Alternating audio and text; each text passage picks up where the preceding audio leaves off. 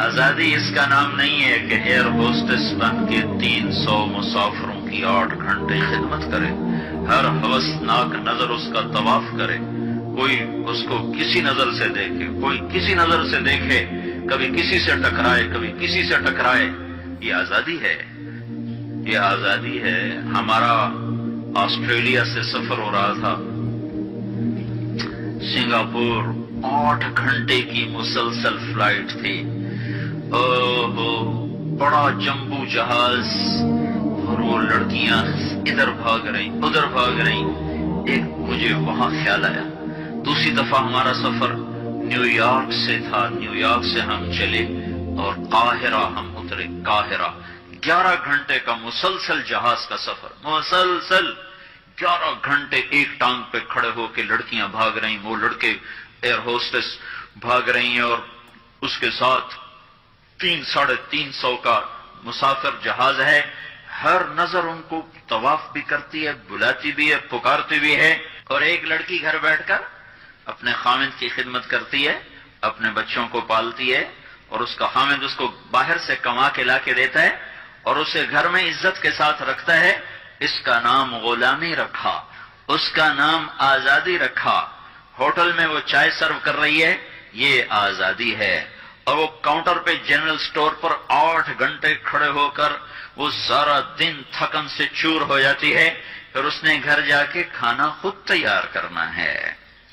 وہ گھر میں اس کا خامند کوئی نہیں بیٹھا، وہ بوائے فرینڈ ہے، وہ آج اس کے ساتھ ہے، کل کسی اور کے ساتھ ہوگا۔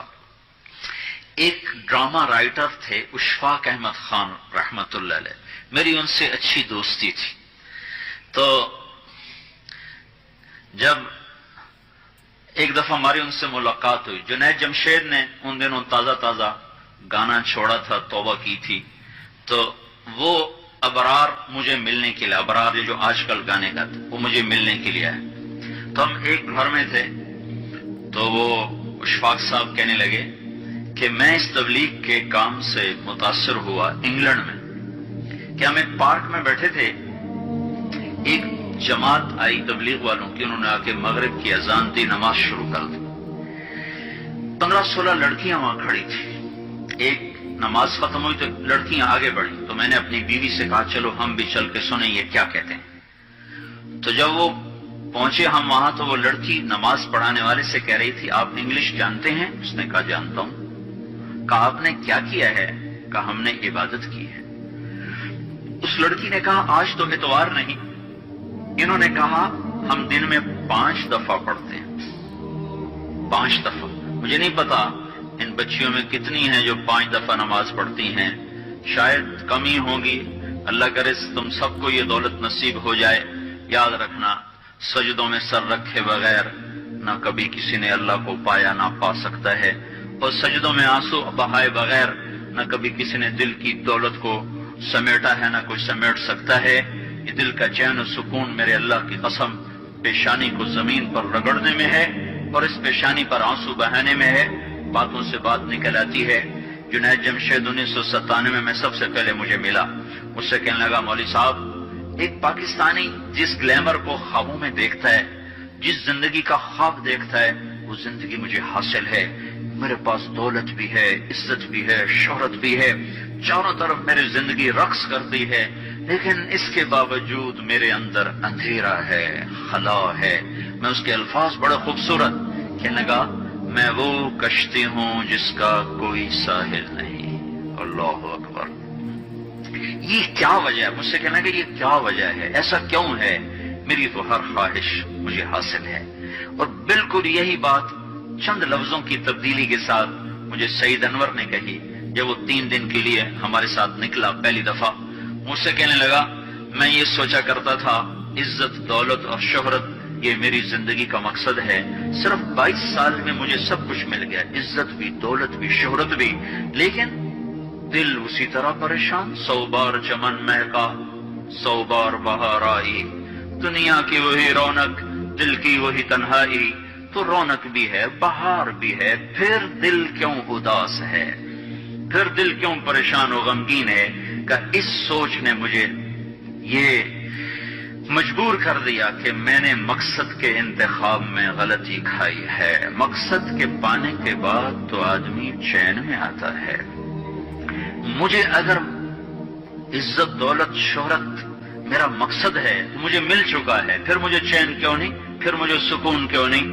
تو مجھے پتا چلا کہ نہیں، مقصد زندگی کچھ اور ہے۔ میں نے کہا شکر کرو تمہیں جلدی پتا چل گیا۔ بعض تو زندگی گزار جاتے ہیں اور انہیں موت تک نہیں ہوش رہتا کہ میں کیوں آیا تھا اور میرا کیا مقصد تھا۔ جو لوٹ آئیں کچھ کہنا نہیں، بس دیکھنا انہیں غور سے، جنہیں منزلوں پہ خبر ہوئی کہ یہ راستہ کوئی اور تھا۔ چل چل تھک گئے، جب آگے پہنچے تو دیکھو غلط جگہ آ گئے۔ واپس مڑنے کا وقت ختم ہو چکا ہے، شام ہو چکی ہے، اندھیرے چھا چکے ہیں، اب واپس مڑنے کا راستہ نہیں ہے۔ شکر کرو کہ اللہ تعالیٰ نے ہمیں ایمان کی دولت عطا فرمائی، اور تم 22 سال کی، تم جلدی 30 برس کی عمر میں ہی تمہیں ہوش آ گیا کہ نہیں میری زندگی کا مقصد کوئی اور ہے۔ اس نوجوان نے کہا ہم دن میں 5 نمازیں پڑھتے ہیں۔ اس لڑکی نے کہا یہ تو بہت زیادہ ہے۔ اس نوجوان نے کہا لمبی خیر بات ہو جائے گی، آخری بات بتاتا ہوں۔ تو جب وہ بات ختم ہو گئی تو اس لڑکی نے آگے ہاتھ بڑھایا کہ اچھا خدا حافظ۔ تو اس نوجوان نے کہا میں آپ کو یہ ہاتھ نہیں لگا سکتا۔ اس لڑکی نے کہا کیوں؟ کہا یہ ہاتھ میری بیوی کی امانت ہے، یہ صرف اسی کو چھو سکتا ہے اور کسی کو نہیں چھو سکتا۔ تو لڑکی کھڑی تھی، اس کی چیخ نکلی اور زمین پہ گر گئی اور اس کی ہچکیاں لگ گئی اور وہ پھوٹ پھوٹ کے رونے لگی اور کہنے لگی وہ لڑکی کتنی خوش قسمت ہے جس کے تم خامند ہو، کاش یورپ کے مرد بھی ایسے ہوتے۔ اور روتی ہوئی، آنسو بہاتی ہوئی اٹھ کے چل دی۔ تو اشفاق مرحوم کہنے لگے میں نے اپنی بیوی سے کہا بانو آج وہ تبلیغ ہوئی ہے کہ لاکھوں کتابیں چھپ کر بھی وہ پیغام نہ پہنچتا جو یہ لڑکا اپنے عمل سے پہنچا گیا۔ تو ہمیں ایک زندگی کا میرے عزیزوں مقصد ملا ہے، اللہ ہماری منزل ہے، ہم اللہ کو سامنے رکھ کے زندگی گزارنے والے ہیں، ہم آزاد نہیں۔ زندگی گزارنا یہ کامیاب زندگی ہے۔ تو کہیں ایسا نہ ہو کہ میرا اللہ کہہ دے وَامْتَازُوا الْيَوْمَ أَيُّهَا الْمُجْرِمُونَ، ان کو الگ کر دو اور مجرموں کی صف میں کھڑا کر دو، تو پھر کوئی حال نہ ہوگا۔ ہائے اللہ کے نبی نے کہا کتنی عورتیں ہوں گی جن کو سر کے بالوں سے فرشتے پکڑ کے گھسیٹ رہے ہوں گے اور وہ کہیں گی ہائے ہمیں بچا لو، ہائے ہمیں بچا لو۔ اور کتنے مرد ہوں گے جن کے جبڑوں میں ہاتھ ڈال کر فرشتے ان کو گھسیٹ رہے ہوں گے، وہ کہیں گے ہائے ہمیں بچا لو، ہائے ہمیں بچا لو۔ تو اس وقت اللہ کہے گا اولم نعمرکم ما یتذکر فیہ من تذکر وجاءکم النذیر، میرے بندے یہ چند آنسو دنیا میں بہا لیتا، جو آج تو کر رہا ہے دہائیاں دے رہا ہے، یہ تو دنیا میں دے لیتا تو آج اپنے رب کی رحمت کو دیکھتا۔ تجھے بتانے والے بھی آئے تھے، تمہیں سمجھانے والے بھی آئے تھے، لیکن تو مذاق اڑاتا رہا، تو ان کے ساتھ مستیاں کرتا رہا۔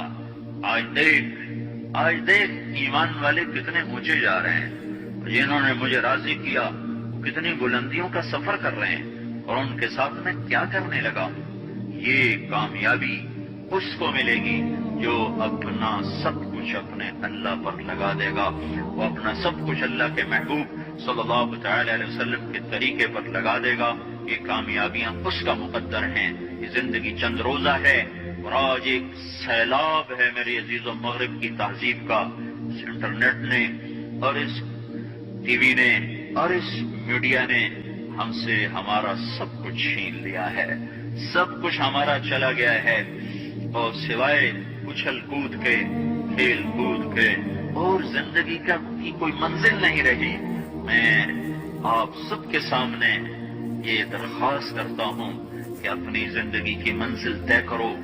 پہلے یہ سوچو اور سمجھو کہ یہ صبح، یہ شام، یہ دن، یہ رات، یہ جو گزر رہے ہیں مجھے کہاں لے جا رہے ہیں، میرا سفر کدھر کا ہے، میں کہاں جا رہی ہوں، میری آخری منزل کیا ہے۔ اس کے مطابق اپنی زندگی کی ترتیب بناؤ۔ میرے آپ کے نبی نے فرمایا الکیس من دان نفسہ وعمل لما بعد الموت، سمجھدار وہ نہیں جو مشہور ہو جائے جو عزت اور دولت کو اکٹھا کرے، سمجھدار وہ ہے جو اپنی آخرت کا سامان تیار کرے اور اپنی موت کی تیاری کرے۔ اس پر جو جم جائے گا وہ دنیا اور آخرت میں کامیاب ہے، جو اس سے ہٹ جائے گا وہ ہلاک و برباد ہے۔